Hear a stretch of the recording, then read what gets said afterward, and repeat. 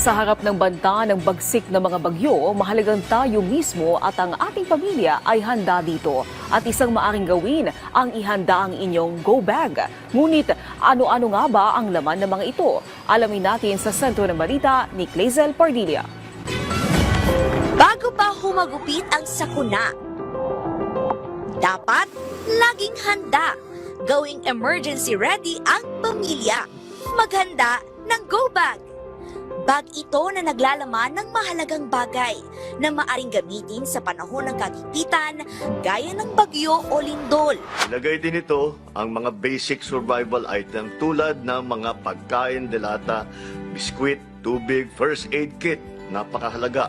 Mga gamot, iyan pa, emergency hygiene kit, flashlight po, pito, lighter at iba pa. Mahalaga rin ang paglalagay ng power bank, radyo o kung may luma pero gumagana pang cellphone, ilagay ang mahalagang papeles at ID. At kung maaari, magsilid ng cash o pera.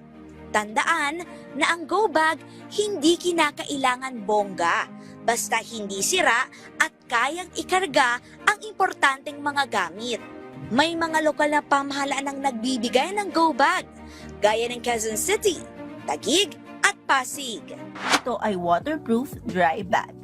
Sa loob nito ay may 5 raincoats, Ziploc bag, 1 box of multi-pack energy bar, 1 insulated tumbler, 1 stainless steel mug and sport, 1 solar-powered radio with LED light, emergency whistle with lanyard, multifunctional 5-in-1 scissor. Paalala ni Pangulong Ferdinand R. Marcos Jr. Pag kailangan tatakbo, nakahanda na yan, hindi na kayo maghahanap at mangungulekta ng inyong mga gamit. Nandyan na lahat ang mga importante, basta kukunin na lang ninyo sabay alis para hindi na kayo ma-delay doon sa loob ng isang building o sa loob ng inyong bahay. Clazel Pardilla para sa Pambansang TV sa Bagong Pilipinas.